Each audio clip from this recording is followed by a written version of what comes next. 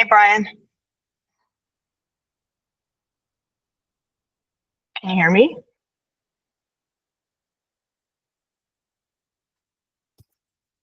Can you hear me? Yeah. Now I can. And you can hear me? Yep. Okay, cool. All right, let me just get my tabs set up.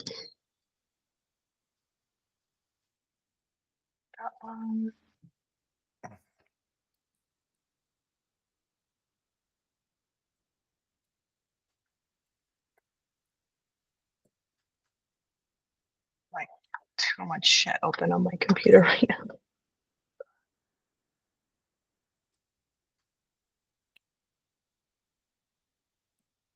Hopefully we get, I would say at least 5 or 6 would be great. Yeah, that would be.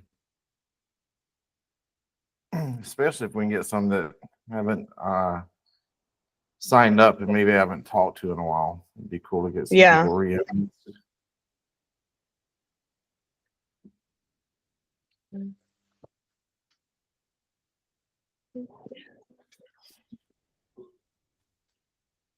Okay, and then I'm going to open your portal.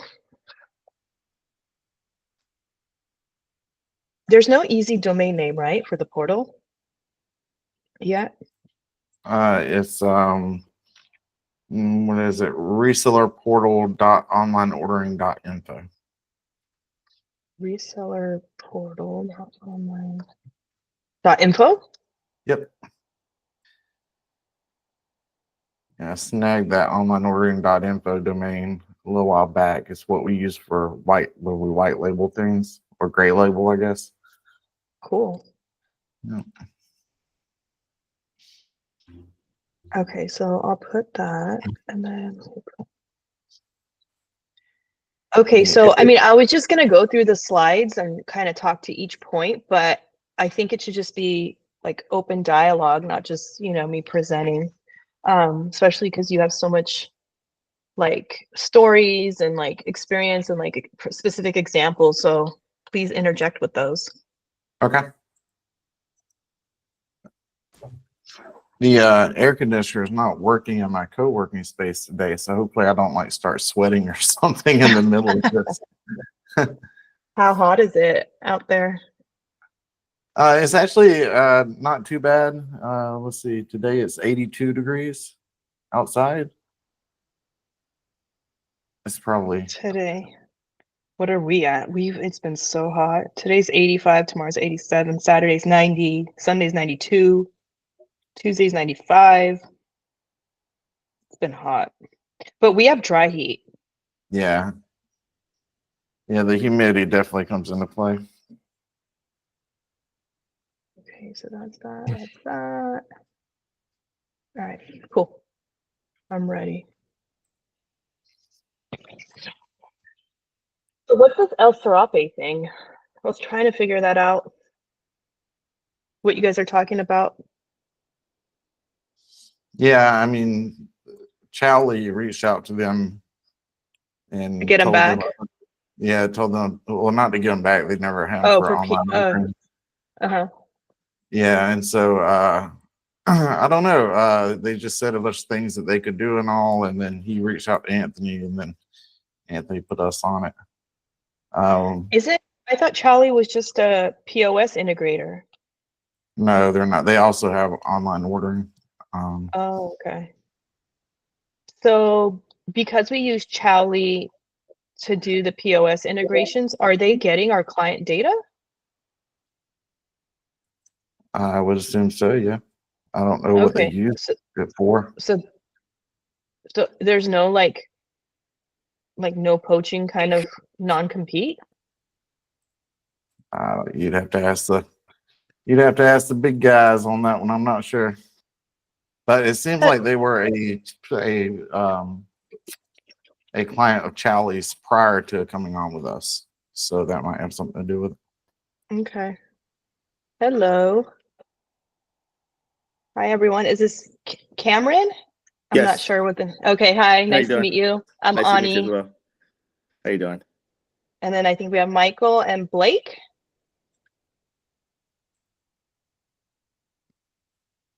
I saw Blake's note taker. Did he join as well? No, I didn't see him separately. He sent his AI. That's Michael's note taker. It's just us three and like a bunch of AI.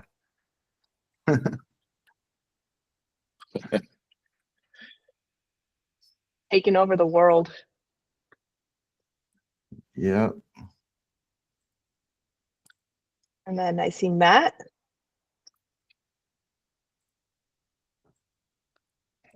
Like the note takers are joining before the people.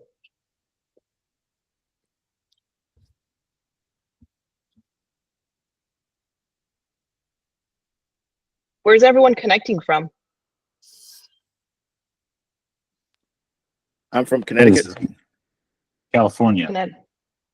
Oh, where in California? Near Modesto. Oh, okay. I'm in Los Angeles. Yeah, south. Yeah, I was just telling Brian, it's been kind of like a heat wave Oh yeah, last week, couple humid weeks. too. Yeah, kind of. You know what, Brian? I was saying dry heat, but it's been kind of humid too. Yeah, the last few days there was like thunderstorms out here too. So a little wild. Cameron, what part of Connecticut? Right outside of Hartford.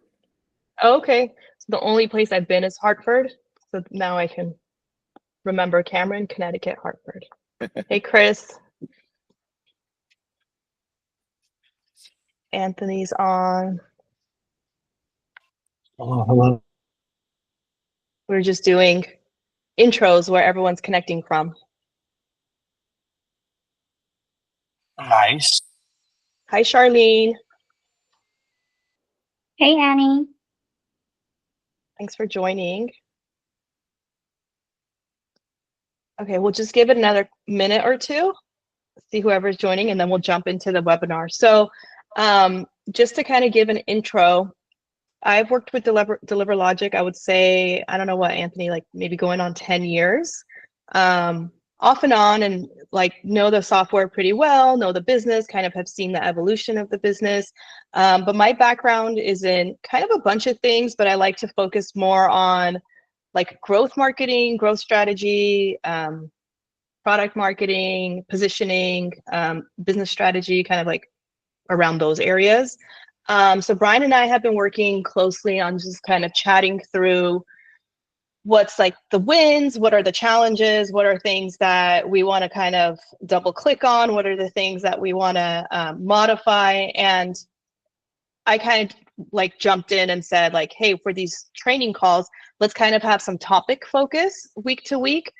So that way you guys can walk away with like sort of like a more funneled approach on like what we discussed that week. And then there'll be lots of room to do Q&A and have discussion and things like that. And I think Matt from our team might join soon, and he always has a lot of good information on onboarding and any of those questions.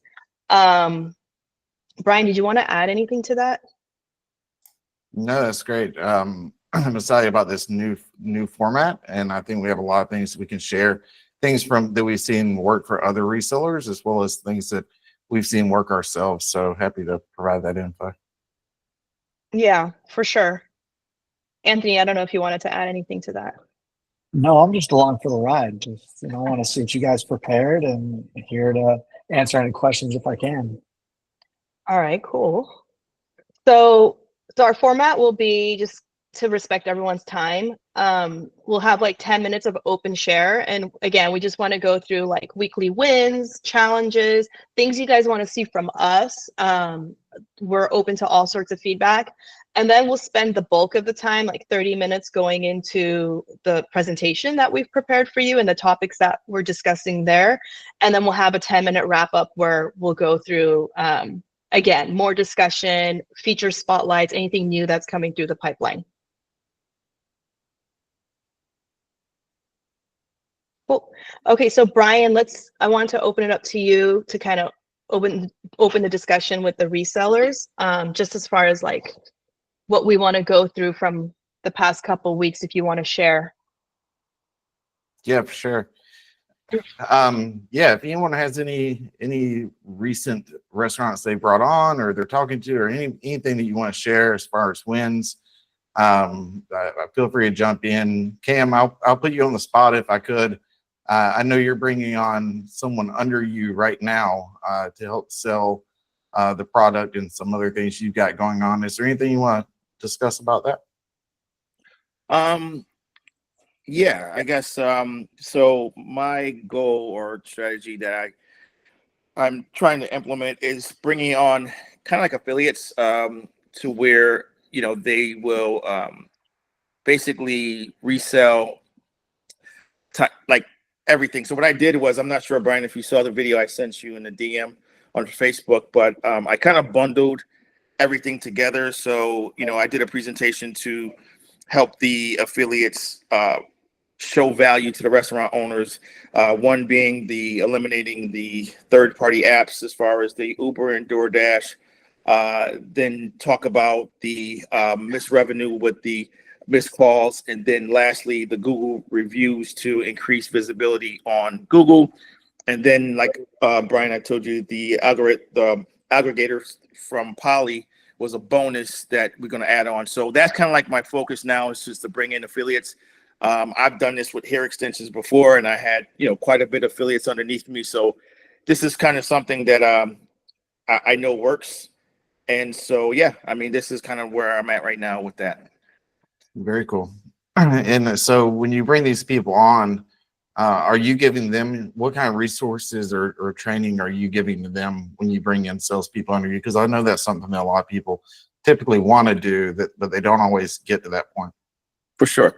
Yeah, no, definitely. So there's going to be some training that I'm going to be providing them, resources as far as like marketing materials, stuff like how I approach restaurants, kind of like, you know, my little script, my little walk-in script, stuff like that. And, you know, I plan on doing like live calls like this, you know, Q&A, kind of like feedback and everything like that. So, yeah, I'm excited about it. You know, like I said, I did this 10 years ago, and I had quite a bit of success doing it. So just seeing where it leads me.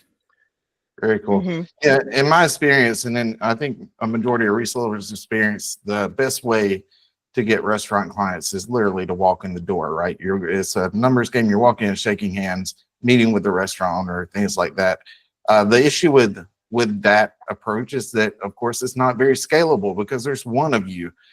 So in order to scale that approach, you have to add on more salespeople under you, typically, to make that approach grow. Is anyone on the call having luck with some other approach other than walking in cold and talking to restaurants? Jenna, Julio, Crystals, what's y'all's approach? I feel like I'm getting a lot better results when I jump or go into the restaurants, but I'm doing it a little bit different because I literally walk in and make them a free video. But that's, you know, part of what I do. I'm a content creator, so I just make them a free video for the restaurant, and that kind of opens up the doors to gain their trust and get to know me better. And that's when we can sit down and tell them about this and my digital marketing agency. That's smart. I love that. I love that. Yeah, I do too. I just want to touch base on about converting third party. Cam, I think just for everybody, that's a really sensitive subject, and how to actually phrase it to the restaurant owner, because a lot of them get a lot of their business. So it'd be like converting third party orders to first party orders, not getting off of those companies, right? So not leaving DoorDash marketplace or whatever, but how do you convert 50% of those customers to first party? So I think just like making sure that your resellers know the difference in that, because if you walk into a restaurant and say like, hey, we can get you off all these third parties, they're like, damn, 30% of my revenue is coming from this, and it could scare them, right? So I just wanted to make sure that, you know, that is a touchy subject. I wanted to bring that to the forefront. Go ahead, Julio. Well, I just wanted to add a little on that, because one of the things that I've noticed with some clients is like they think that they have to cancel their third party apps like right away as soon as we go in. So one of the things that I've told them is like we don't want to cancel them like as soon as possible, but we are transferring all the attention and the traffic to their website or to their ordering platform. That way, whatever platform they're working with, like DoorDash or Uber or whatnot, they are actually working for their commission. So like have them bring you orders directly from their apps. So what Mhm. we do is we tell I them, love okay, that word. we're gonna remove them from your Google. So now all the traffic from your Google goes to your website because that's your traffic. All Yeah. the traffic from your Facebook is going to your website because that's your traffic. So have them have these third party apps work for their commission, period. And then that's when they're like, oh, okay. Agreed. And so they Yeah. don't cancel, but then little by little they'll start seeing the value of Yeah. not, promoting them. I think that's such a beautifully like subtle point that some people might miss. And I like that you brought it up because some restaurant owners maybe aren't registering the fact that like, oh, I'm driving traffic to DoorDash. I didn't even know I was doing that, you know? And so you pointing it out is like, again, gaining trust from them because you're looking out for their best interest. Yeah, Yep. I think, we do have some of those reseller documentation. I think, like taking little bits and pieces will formulate a really good reseller document that goes through all of this, right? Like that's a perfect approach to, hey, listen, these are your customers. We're going to take all these different mediums and make sure that your customers are staying your customers and you're not driving them and, paying 25% for somebody that should really be yours. So that's a great way to approach it for sure. I love it. Yeah, beautiful. Julio, do you have something else? I see that your hand is still up. Oh no, sorry. Let me take it out. Okay. Jenna, what's up? This is great feedback. I'm kind of wanting to run my strategy by you guys and see if there's anything wrong with it. So like I'm focused on the Google reviews. That's kind of my main business. And I've been going into restaurants and giving them QR code stands that just open a form to leave a review. Or like in some places, if they have bad reviews, I give them a feedback survey. So it's an online form open to the QR code. So if like they're resistant to QR codes, I kind of don't really think they're a good fit for me. But if they're open to it, I thought that would lend itself well to seeing if they want to, add a coupon with a QR code into the bags of their third-party delivery items. And just, if they're open to marketing that way, then that seems like that's a good way to kind of screen people. But because I'm in the review space, like I'm kind of down on Yelp. And in my own personal opinion, the third-party platforms are just as bad. Like I refer to them all as billion-dollar bullies because, like I just saw since COVID, like where the money went, right? Like the independent restaurants didn't get wealthier, even though customers spend a lot more money on delivery services. So I think it's a predatory thing, but kind of what Anthony was saying, where you don't want to maybe say something too negative about the third-party platforms or try to get restaurants to leave them.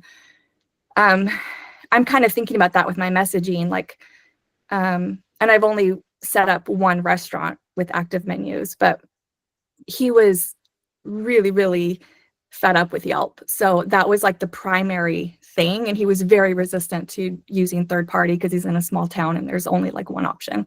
But is there anything wrong with the strategy of being down on Yelp? And like, will that, like maybe that needs to just be, not merged together with my personal hate for third party?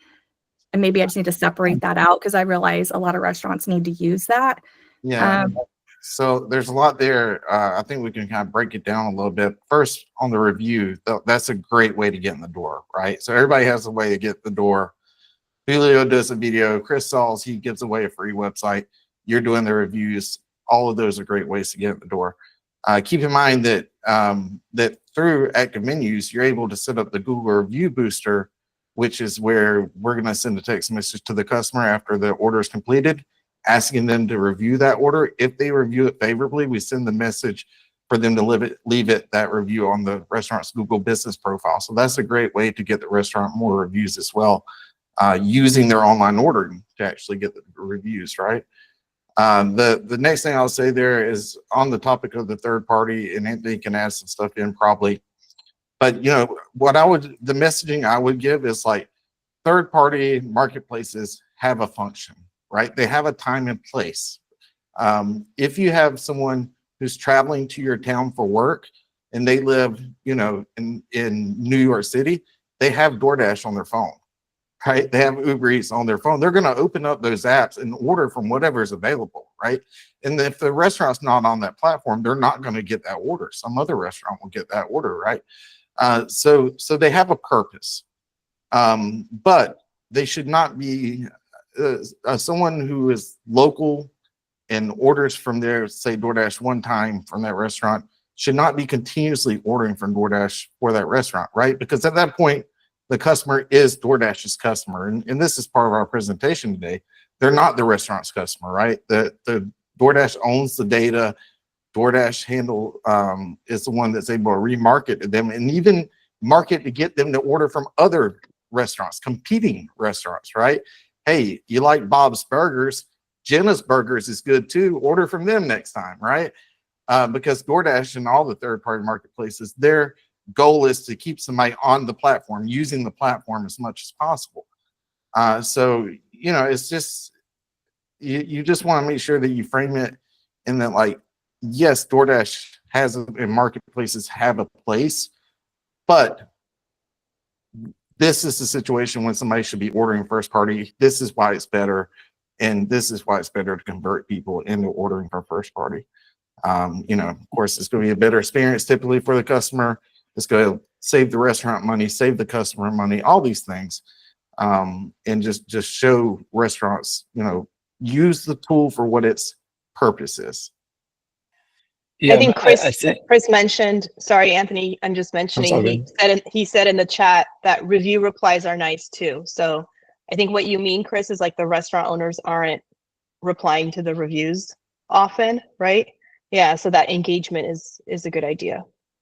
Yeah, it's a great, easy service to offer as well. As far as the third party, I think the easiest way, every restaurant owner wants sales. Every restaurant owner does not want to pay commission. So it's like, cool, these are your friends, but they're your frenemies. So you want these services to provide these orders, but how do we convert 50% of those orders to first party so you're not paying? And it just paints a picture for them. Cool, I'm paying $4,000 a month in commission.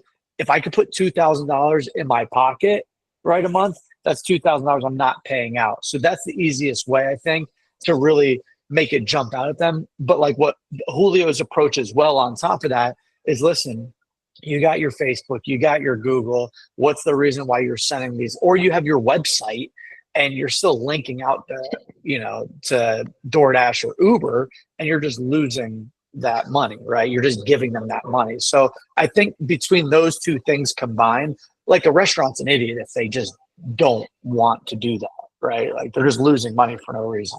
So I think it's also the simple fact that some restaurants aren't aware that they can tap into delivery coverage without having like DoorDash control the entire ordering process.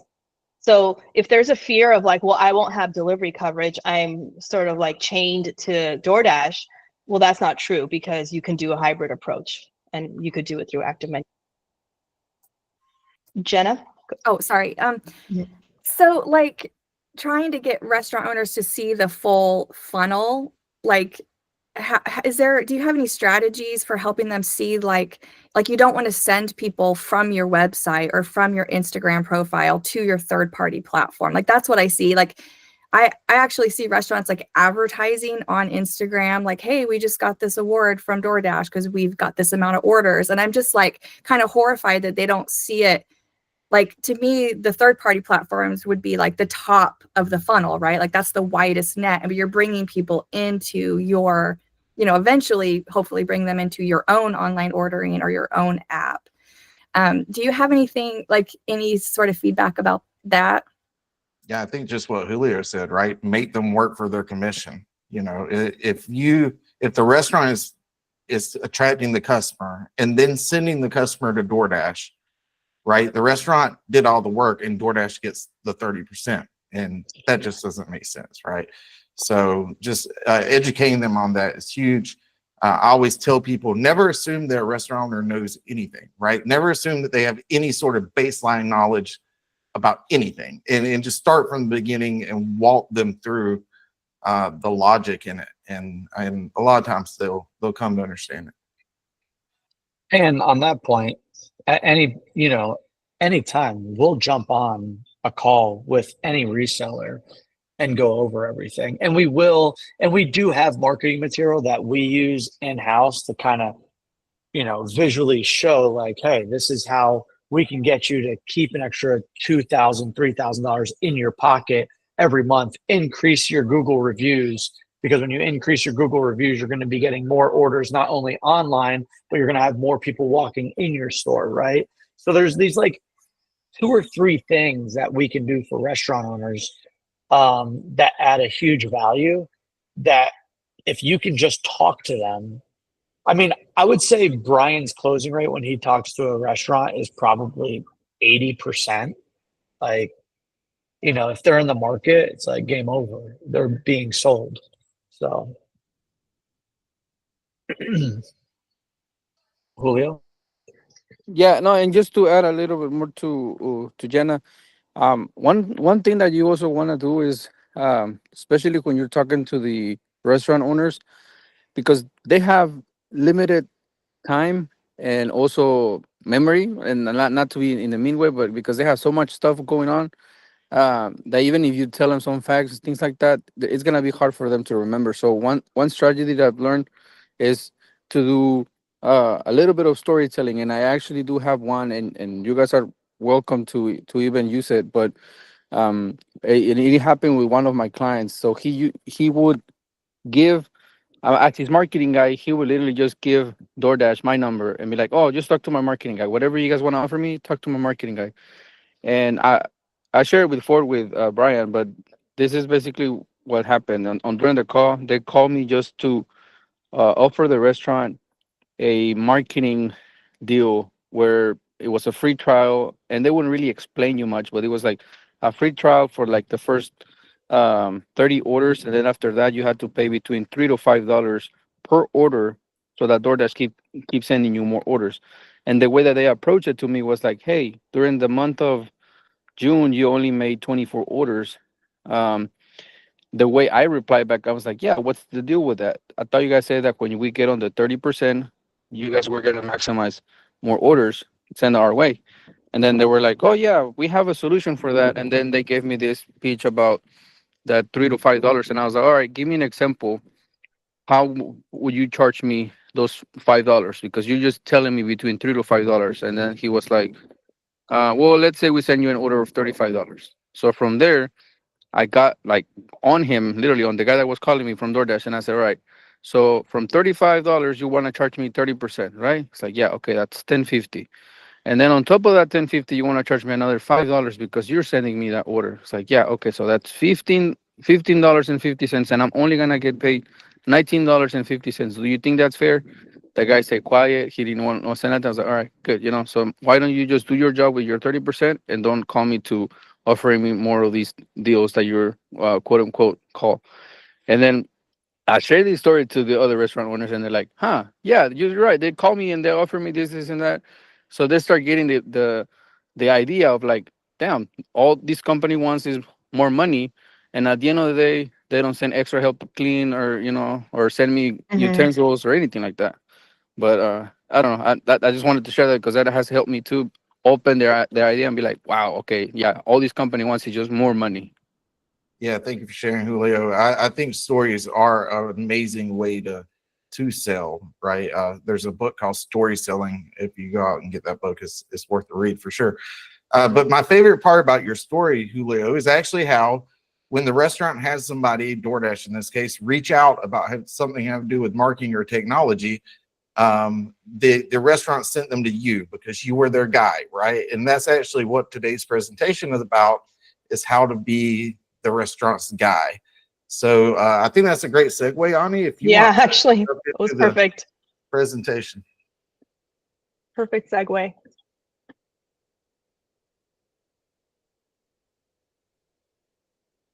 Okay.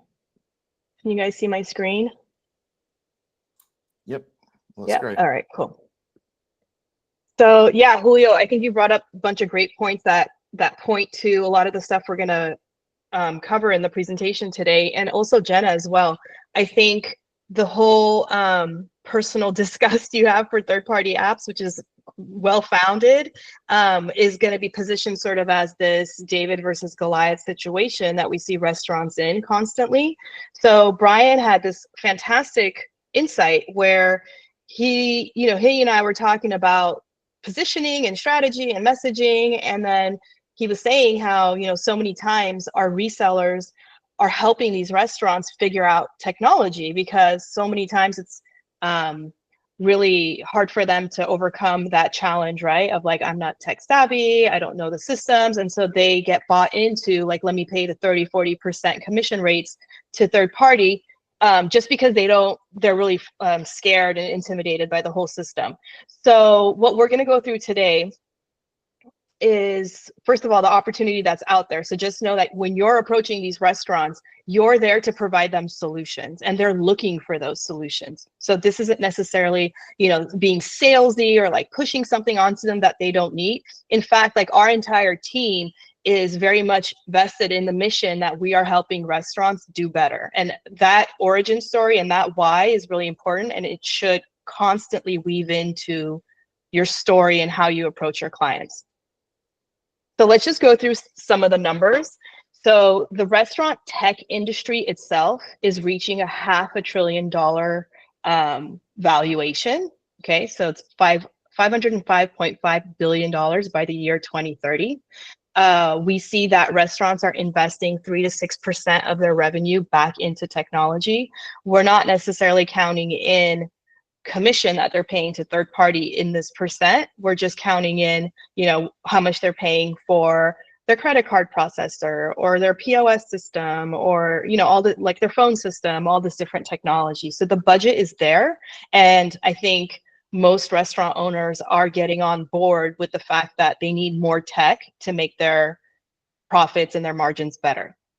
So restaurant tech market itself is growing 15 to 20% annually versus a general 5% growth for restaurants overall. Okay, so that just shows you the positioning of the demand from these restaurants for technological solutions. And by the way, you guys, throughout the entire presentation, please chime in or raise hands, because this isn't meant to be just like a monologue from me, because I know Brian's gonna talk about different stories or experiences that relate to these slides, but you guys please be welcome to do that as well. And then we talked about, the $500 billion market opportunity. So that's a 10.3 compounded annual growth just for the food delivery market, online ordering space. Why is that important? So what we're focusing today on is positioning yourselves as your personal brand, the foundation of your personal brand as a restaurant tech partner. So you aren't just a reseller, you aren't just a marketing agency, you aren't just, someone who has like all these feature sets. You're a restaurant tech partner. So you are partnering with that restaurant to basically solve their entire tech issues. So if they have a POS system and they're like, oh, I can't do online ordering because my POS works with Toast. Hey, guess what? I have a solution for that. Oh, well, I can't leave third party because, they provide marketing. Well, guess what? I have a marketing solution for that. Oh, well, I can't do blah, blah, blah, So you are, and we're going to say this later on the presentation, but you're not selling features, you're selling solutions. Okay, so that's really important to kind of know that at your core. So the core positioning is, finally, restaurants have someone fighting for them instead of against them, okay? The key positioning points that back up this foundational personal brand is 30 to 40% commissions are robbery disguised as convenience. Chris says, I use general contractor similarly. Okay, cool. So the commissions are robbery disguised as convenience, right? And then like Julio was saying, like, I tell them like, hey, these companies should earn their commissions. They should work for their commissions. Data gatekeeping keeps restaurants dependent and powerless. Restaurant technology partners help level the playing field, okay? So as you're positioning yourself as a restaurant tech partner, you want to understand how that fits in with your origin story. Because if you're just saying, well, you know, I'm here to partner with you on tech, but like, why should I trust for you to be that person, right? How do I know you're qualified for that? How do I know that you're not just gonna like take off the day after I sign up for this service? Yeah, a lot of restaurants are starved for someone to help them, right? And when this really started driving home for me, I walked into a restaurant. I was talking to, it was an Italian restaurant. I was talking to the little old lady who was the owner, right? And she's like in the back, like rolling out the pasta, you know. And I was trying to talk to her about online ordering, and she looked at me. She said, you know, come back next week. My nephew will be here. He handles all the tech stuff. And then I started thinking, like, all right, well, who doesn't have a nephew that handles all the tech stuff? What do they do in that case, right? And you know, they're focused on providing an amazing experience for their guests, cooking amazing food, keeping the place clean, passing the health inspection this month, right? They have so many things they're focused on. They can't be the ones that keeps up with all the technology out there, all the innovations. Like, we do this for a living, and it can be difficult for us to keep up with what technology platforms are out there doing what for restaurants, right? So just being that person for them that they trust and you know that they can go to is extremely valuable for them, and it's good for you as well. You know, now that I'm thinking about it, because I used to own a restaurant, but I think there's probably a market to go into restaurants and be like, hey, you know, I'm a restaurant tech consultant. You know, it's a $250 a month retainer, and like you have issues with tech, or you need to solve problems, or you want to, you know, try these new initiatives, because then you're like building value in what you're doing. Mhm. And they're like, okay, I get what I'm paying for, right? I'm paying them at 250. So it's not like you're going in there with some other motives. Like if you go in there and you say, hey, I'll be your restaurant tech person, you don't have to pay me anything, and I'll just offer these features. You know what I'm saying? So I think it may even, I have no idea, but there may be an approach where it's just like, it's 250 bucks a month, and like, I'll help you with your tech. I'll solve, you know, issues for you with tech. You tell me, oh, I need to do more marketing. Cool. I need to pump up my reviews. Cool. Like, I'll figure out a solution and I'll implement it for you. And it's going to cost you 250 bucks a month. You know, like, great. Or even if you're proactive about it, where like, let's say you sign on a client, but then you're sending them proactive information of like, hey, I just noticed you got like this 4-star review. Let's make sure the next 5 or 5-star, I'm gonna like keep an eye on your Google reviews, or I'm gonna make sure like the booster is like doing its thing. Like just for them to know that you're looking out for their best interest, right? Because there's no one sitting there at DoorDash like looking up Italian grandma's restaurant and like making sure they're doing well. But you can provide that like personal touch approach. Anyone else have comments on this, or should I move on? So it's kind of that David versus Goliath, right? Small business versus big corporation. However you want to position it. And again, so much of today's presentation is about, okay, you're this like restaurant tech partner, but then how do you break that down into execution? Like, how are you defining yourself as the solutions that you're bringing? How are you making yourself authentic in this sales approach? And I think a lot what Brian was saying, so much of sales is emotional, right? Like, even the fact that these restaurant owners are probably, some of them are like fearful of getting off of DoorDash and Uber Eats because they're like, oh my God, I'm gonna lose so much revenue. At least it's bringing in something. So there's like this level of fear of like taking that leap and trying out something new because they're just so used to doing it a certain way, that you can sort of bridge that gap and make them less fearful of that transition, if that makes sense. Okay, so your restaurant deserves a tech ally. And there's like words in here, feel free to use, you know, if you want to like weave that into your story or your pitch. And we will be sharing the recording and the slide deck after the presentation, so you'll have that. So I kind of just like broke this down into like what your pitch should consist of. This is by no means meant to be taken like literal, like you're going to change this into your own words. In fact, I have a document of like various opening lines or like various ways of positioning things. So we'll share that as well, where you can just get an idea of like, hey, you could say it like this, or you could say it like that. So let's say you're opening and you say like, imagine if every customer who ordered from you became your customer forever, not DoorDash's customer, right? So like, imagine that reality of you have like 40% of your business is like customers that you have no control over. Imagine the reality where 20% of them became your direct customers. Like, how much would that affect your bottom line? How much would that affect your margins and your repeat customers and your Google reviews, because you own the entire process, et cetera, et cetera. Okay. The problem you're solving for them, big tech versus small business, David versus Goliath, being a restaurant tech partner, those are all the problems you're solving for them. Actual costs, so you can show them what their commission like with the commission calculator, like how much annual losses that they have. We just published a blog article, and by the way, there's going to be more of these blog articles. You can definitely copy and paste this into like your own document as an article, because I know you don't want to send them to the ActiveMenus site, but you can grab it from here. So this is a really good one. We're doing this mostly for SEO, but you can see that we break down what the actual costs are to the restaurant. And so you're not just paying this 15 to 30% commission, you're paying 40% plus. And like, let's show you what the hidden costs are. Brian, did you want to chime in on any of that?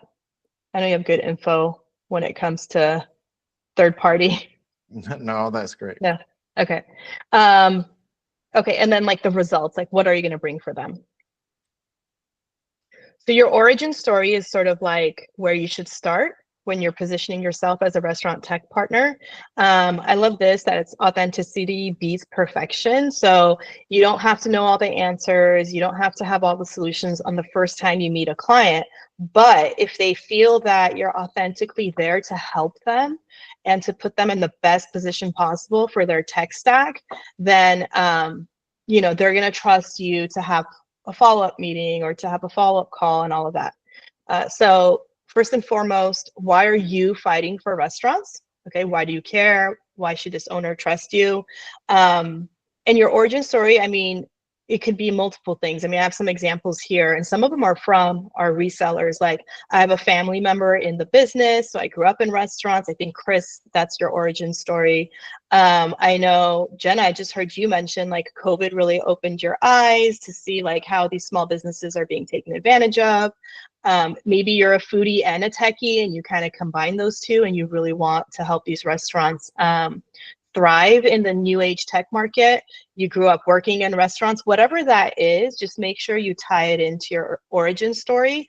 And that could slightly evolve over time, right? Because as you gain experience and things like that, but it's just important to know that they know that you're coming from a place of like actual care for their business. Because as Brian mentioned, these restaurants, like, I feel bad for these owners sometimes. I mean, they're dealing with a lot. Cleaning. Can I give you mine? What's that? Can I give you mine? Why I like working with restaurants? My origin story.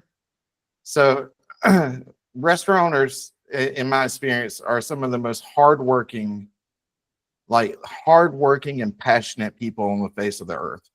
And I just love working with them and helping them out because of that, because I like to be around people like that. And it like jazzes me up because they're jazzed up. So like, that's mine right there is just love working with people who are really passionate about what they're doing and put in the work themselves to make their dreams come true. And that's just really cool to get to work with folks like that all the time. And that's a perfect example of like how simple your origin story can be. Like, it doesn't have to be this like elaborate thing. Like, it's literally like, this is the simplicity of like why I care. Okay, so I know, Julio, go ahead. No, I just wanted to add that, well, personally, when I speak to the restaurant owners, and from the way that I approach them through the content and everything, they kind of get to know me a little bit, and they know that I used to be a restaurant owner myself, and everything that I'm doing, including with the content, my content is pretty much like to go and feature their business, share experience, share their story, and at the end, on all of our videos, we pray over their business. So even though I'm being more on the faith side of the business, they get to know, and they know that I'm doing this because I'm trying to be the help that I wish I had when I had my restaurant, and that automatically connects with them, and it just opens up the door for me. Like right now, actually, what we're doing, and Brian knows, but we took a leap of faith. We sold everything, and we are currently traveling across the 48 land states in an RV. And this is what we're doing. Like we are just going city by city, state by state, just traveling, visiting small towns, going to these little family-owned businesses and offering them to make a free video, get to know them. They see the video and everything, and we follow up with like, hey, by the way, if you need any help, these are my services. This is what I do, and that's how I'm opening doors with what I'm doing. Please tell me you're doing like a social media influencer documenting all of that, because that's such like a cool like daily episode people would want to see. Yeah, we actually have my personal channel, which is Julio the Fudio everywhere, every platform. And then I have my kids have one just for kids. It's called Siblings on Wheels. And then my wife, she got her personal profile where she's just sharing it, like, so people can kind of connect either through me with the restaurants, with my kids through their lifestyle by doing homeschool on wheels, and my wife through the daily activities. Okay, please send me those links. I want to check it out. Yeah, thank you. That's awesome. Well, Anthony, we need to get him a wrap for his RV, like Yeah. ActiveMenus all over it. Hey, I'm I'll down. be more than happy to do that. Yeah. Let's go. Okay, so moving on. So restaurant owner psychology. We talked about how sales is very emotional. Okay, so think about your opening lines and how you approach and how that's going to be received by this type of restaurant owner who we said has been burned by these salesy people, has been burned by tech. They're busy, right? They want to make sure they're not being taken advantage of. Okay, so what they think when you lead with features, okay? Here's another salesperson trying to sell me more technology. How much is this going to cost me per month? I don't have time to learn another system. What if this doesn't work with my POS, okay? What they think when you present with solutions is completely different, okay? Finally, someone who understands my problems, okay? So maybe for them, like having a website is not the problem, right? They have a website. So like leading with like, oh, we can provide you a custom website is not like a big deal. But if it's something where, they want online ordering, but they're scared they don't have delivery coverage, and then you have a solution for that, or they're fearful of POS integration and that's going to be too cumbersome to like have two systems running at the same time, but you have a solution for that, then the psychology becomes like finally someone who understands my problems. Other sorts of responses. This could actually save me money. Aha moment, right? Maybe I can stop working 80 hours a week and have this technology streamline some of this for me. This person gets the restaurant business, okay? All these types of responses, depending on how you led in, are gonna just add to that trust factor between you and the owner. And I'm sure there's like a ton of stories you guys have around this. And sometimes it takes trial and error, especially if you're new to the restaurant scene, because just as Brian said, like the restaurant owner is like a different kind of beast, just like a different situation they're in versus if you were selling to, I don't know, like corporate offices or like B2B or something like that.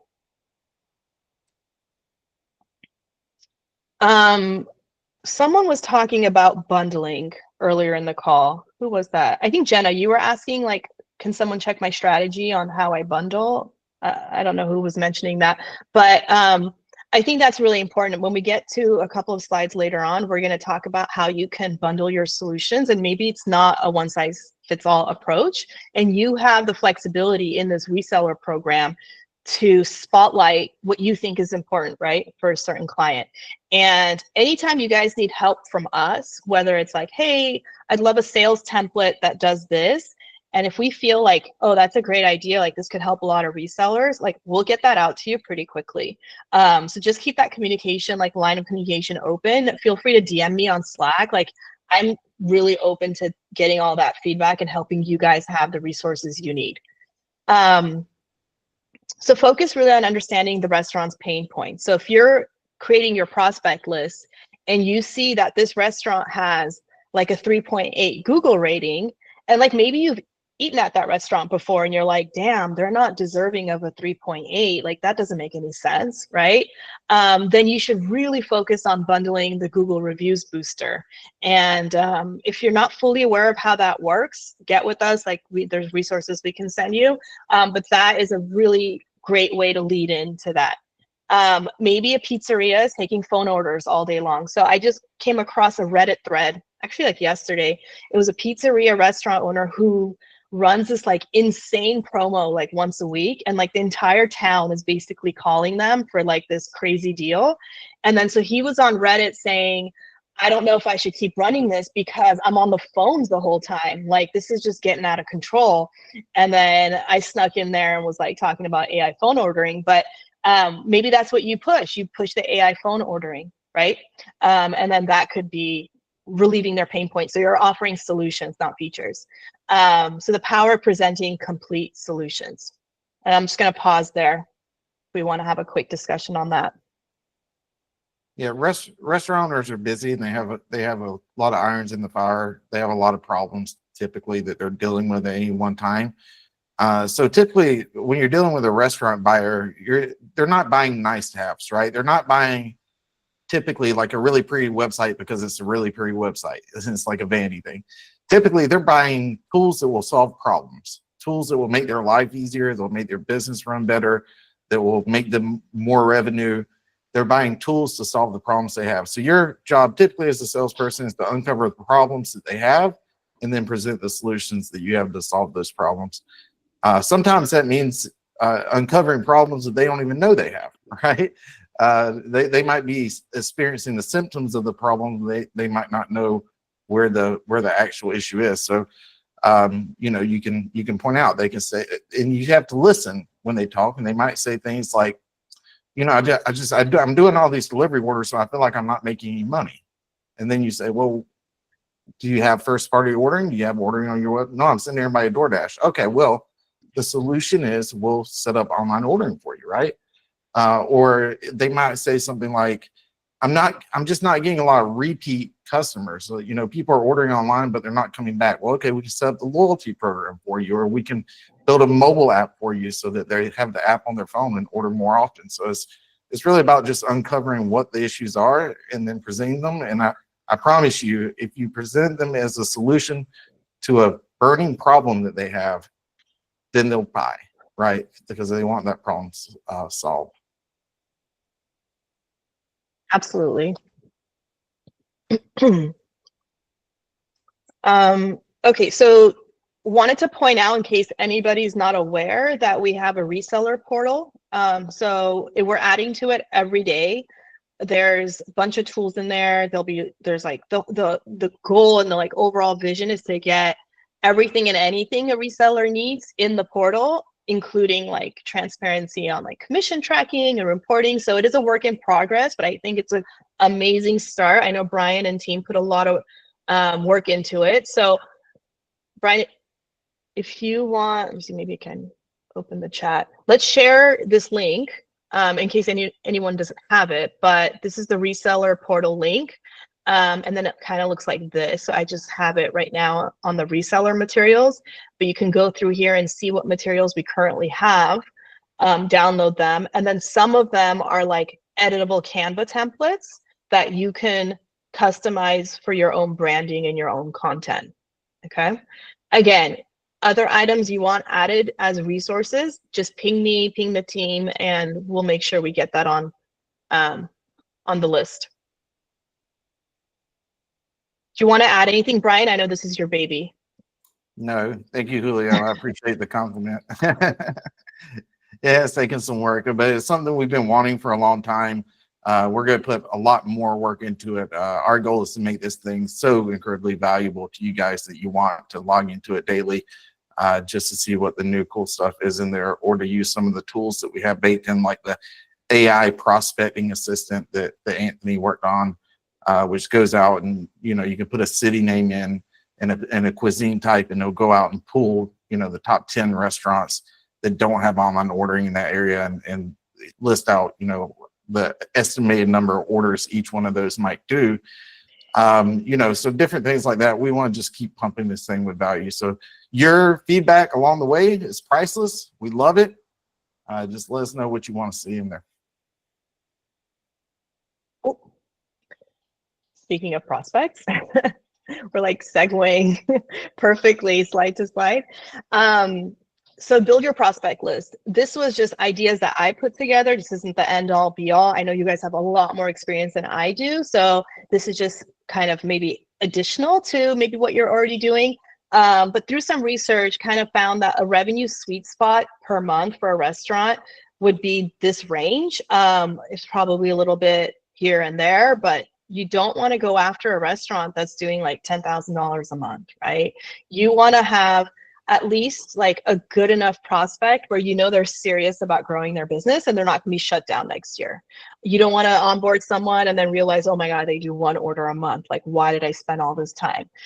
So prospecting by like having the sort of like the value parameters of like what makes that restaurant a good prospect is really important. And I think as a reseller, you also have to have discipline to like make sure you stick to that, Is the restaurant growth minded, right? Did they recently add delivery? Did they expand their hours? Are they replying to Google reviews? Like, are they engaged in their business? Are they completely checked out? Like maybe they deserve the 2.5 rating. And if they do, you probably can't help them, okay? We can't help everyone, especially you need to prioritize your time. Tech adoption, right? Are they completely like tech disabled? Are you starting from the scratch with them? Or do they have some stuff like they have a POS system, they have some social media. I mean, they don't really run it that well. They need some help. That's where you can swoop in and say like, hey, I love that, you got some things going, but do you realize like this is where you need to be at and I can help you get there? Is the owner involved? Like every time you go in, are you just like talking to some like teenage manager who like doesn't care, or are you actually talking to the owner and do you get face-to-face time with them? Cuisine targets, like what we've seen does well time and time again is pizza. So that should definitely be a cuisine target. And then, fast casual is really good. Various ethnicities like Mexican food, Chinese takeout. So you just have to like see like what works in your locale. Anthony, go ahead. Yeah, on the Google reviews, I would tend to think that the restaurants that, let's just say they have like a 3.7 to like a 4.0, but they have a bunch of reviews, they would be a really good target, right? Because they're cranking business. Yeah. And they'd like to get their reviews up to usually a 4.2 and above is like where a restaurant wants to be, 4.2, 4.3, like that's a sweet spot, right? So I would think like 3.7 to like 4.0 with a bunch of reviews is like cool. They're cranking business, and let me try to get their reviews up to a 4.2. That could now on the opposite side, a restaurant that has like 4.3, 4.2, 4.3, 4.4 stars, but they only have 150 Google reviews, I think they're also a good target. They have a good product. They don't have a bunch of Google reviews. So it's like the sliding scale between amount of reviews and how low they are compared to how high the reviews are and little quantity of reviews, if you will. So I think there's like that sweet spot. For sure. Yeah, and that's why like when it comes to Google Maps, I was saying search between 3 and 3.9, but you might want to narrow that down. You might want to do 3.5 and 3.9, like whatever you think you can work with to get them improvement. And then yes, lots of reviews is a plus. The ones, if you look for these low rated restaurants who have order now buttons, even better, they're used to online ordering, but maybe they're not using it very well, or you can transition them from a different system. You can go on third-party apps and start browsing to see like, hey, what are the well-rated restaurants but overpriced menu items? So they might have some customer satisfaction issues necessarily because people aren't going back to them because the menu items look too high, but then you can approach them directly and say, hey, you can do online ordering without pumping the menu items so high. I mean, there's so many ways you can approach it. So these are prime candidates because they're paying high commissions, and then you can lead in with that. And then you can search social media with like local hashtags if you want to see, you know, who's active on social media, which is not usually a ton of restaurants, but now they're getting better at it. Yeah, Ani, So here was like, you kind of touched on this a little bit, but one mistake I see new resellers make sometimes is they go out and look for restaurants that don't have online ordering, right? Because they think it's going to be easier because there's no competition, right? The restaurant doesn't have any online ordering. The issue with this, number one, is typically that restaurant's new, right? Like just opened or something like that. But two, you have to do two sales in that case. Number one, you have to sell them on the fact that they need online ordering, and then two, you have to sell them on the fact that they need your online ordering, right? Whereas if somebody already sees the value in online ordering and all you have to do is convince them to switch providers, that's just one sale. So it's easier. It's a little counterintuitive. People don't think that way typically, but it tends to be the case. Well, the other approach, which I love, is you know somebody's got a great product, they have tons of reviews, and they have online ordering, but they don't have an app, right? Like an app with loyalty, like they want an app, you know, I mean, an iOS, Android app, like they want that. And it's so easy to go to them and say, hey, listen, we can get you an app that's going to be able to increase the order volume from your loyal customers. And that's just 99% of restaurants do not have apps. And if they hit 250 orders through our platform, through the web ordering or through AI voice ordering, whatever it is, or through phone calls to our customer support and dispatch team for orders, we build them an app absolutely free. So I think that's like an easy in for restaurants or to approach. That's a really good point. I just added that here too, because yeah, again, leading with a solution. Yeah, for sure. Chris Dawes, who is on this call, but I don't think he can talk because he's in the car driving to me. He has a restaurant that they crank a ton of order volume, and last time I checked, I think it was like 80% of orders were through the app, which is just a crazy amount of orders. Wow! It just goes to show you how much people like still ordering through apps and keeping those on their phone. So. For sure. Easy Apple Pay, Google Pay, one-click reorders. It's great. Loyalty built into it. I mean, you can give these restaurants an app. You tell them, hey, listen, I'll get you on board to our web ordering. You hit 250 orders. We're going to build you out a $5,000 app. I'm going to give it to you for free or whatever, without seeming so salesy like I do when I talk. Ani, I'm not sure if this meeting ends in 4 minutes, like if it will force in, but we can keep going and see what happens. Okay. So here is an example. I took a real example. I think this is somewhere in LA of a pizzeria I specifically wanted to find. So Uncle Tony's 3.9 has a lot of reviews, decent price point, right? So I built this, where is it? Restaurant review rating tool, and we'll share it with you guys if you find use in it. But basically you put in the information. So Tony's Pizzeria, whatever, I don't know what this is just to make it look more custom, 3.9, whatever it was, 233 reviews, and how frequent are the reviews, right? Let's say it's monthly. So you can walk into Tony's Pizzeria and say like, hey, and this is just an estimation of annual revenue, but like, look, you're ranking number 9. The presentation, Ani, are you sharing something different? Yeah. Oh, maybe I'm only sharing a tab. 1 second. Thanks for letting me know. Yeah, I was. Okay. Can you see now? Yep. Okay, so I started here when you weren't seeing, put in the restaurant's information, clicked analyze restaurant health, and then kind of have this dashboard. So this is just like an easy tool. I was thinking you could walk in and show this restaurant of like, look, if we got you up to like 4.4, you could get potentially like a 20% revenue growth, and like your ranking can go from 9 to 4 and your order frequency can increase. And then over here it's just showing their overall health based on rating score and review frequency. So you know, you're not doing so well from a business health score on Google, but we can change that, right? And how can we change that? Because we have, you know, automated marketing and Google Reviews Booster and blah, blah, blah. So that was just an example of like focusing on Google reviews that you can just, you know, use these tools to lead in with.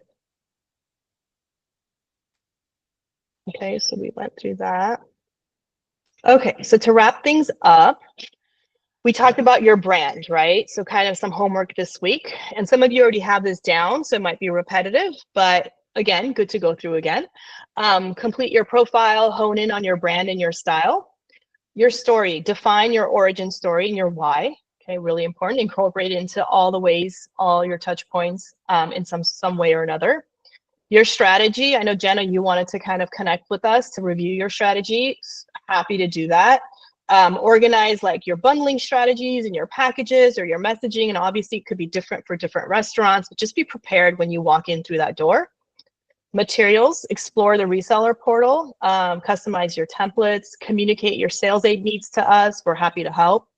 And then prospects, I kind of just wrote some homework, like create a list of your top 25 prospects. You can segment them into those top 3 cuisine categories. Highly suggest pizza be, you know, prominent in that, because we've seen pizza does really well, especially with order frequency. And then again, like it's an open dialogue. Like you have other ideas that tie into this, like please message us, because we want to learn from you. And as Brian said, like your feedback is priceless. So that's what I have for you guys for today. I know we went a little over time, but we did reserve like 10-15 minutes at the end of this call to go through onboarding or like specific things that are happening in your business that we can talk through right now. Yeah, I want to say when you're going through and doing your brand and your style and your origin story and your why and all that, I do encourage you in this age of technology, coming from a technology company, I do encourage you to write it down, right? Take a pen and paper, write it down, cross things out, like really get it down pat.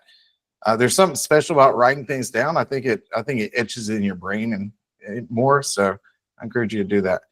I want to real quick give Matt Hanley an opportunity to say anything that's going on in the onboarding world today. Matt, are you still with us? Hey, what's going on, guys? I am here, but I don't have anything unique to share at this time. I loved the call. You all did a great job. Agreed. Very Do good. I have, Brian, do I have everyone's, as far as resellers, everyone's name on here? That's present. I did it on my side as well. Let me pull it up. Oh, you did? Okay. Because you want to share your screen. So we're going to do the giveaway for the free table tents, custom design table tents.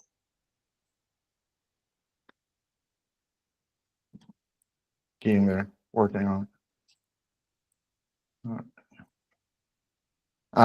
If your There you name's not go. on here, I have Cam, Matt, Nick Brown, Chris Sauls, Julio Garcia, Jenna Dunn, and Jose Morales.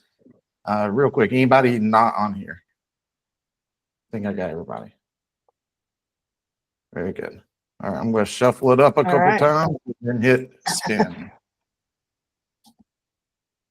And if somebody wants, we could just design flyers. Matt. Yeah, either way. Matt. All right, Matt is the winner. No, but we can design flyers with like a little QR code and a coupon code for the Yeah. restaurant. And we'll pay, Yeah, if you and we'll want that ship instead the of flyers table out to them so they can drop them in their bags or whatever. Matt, if that's what you want to do instead of, some type of table tent. Oh, it looks like we lost Matt at some point. Uh-oh. Well, Should we Well, I don't know if reroll? he they had to qualifies. stay until the Yeah, end. Yeah, did. you might have to spin Yeah. again. Okay, let's spin again. Yeah. Drum roll And- again. And AI representatives don't count. No, definitely not. All right, all right, shuffling it up, spinning.